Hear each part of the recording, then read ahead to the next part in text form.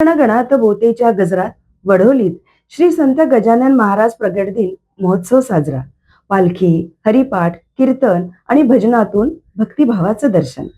गोंडपिंपरी तालुक्यातील सांस्कृतिक आणि संत परंपरेची ओळख असलेल्या वढोली गावात श्री संत गजानन महाराजांचा प्रकट दिन महोत्सव भक्तिभावाने आणि उत्साहात साजरा करण्यात आला.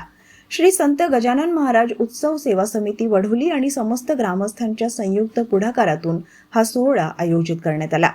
7 फेब्रुवारी रोजी सायंकाळी 6 वाजता राष्ट्रीय प्रबोधनकार साक्षी अतकरी यांचे प्रबोधनात्मक कीर्तन झाले.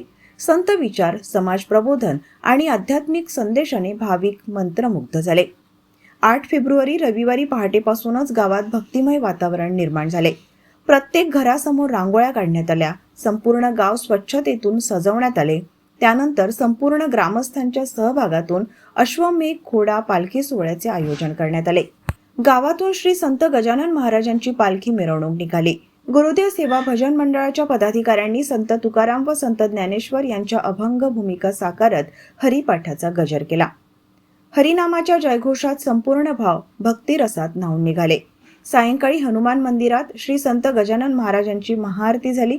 त्यानंतर सर्व भाविकांसाठी भोजनदानाचे आयोजन करण्यात आले.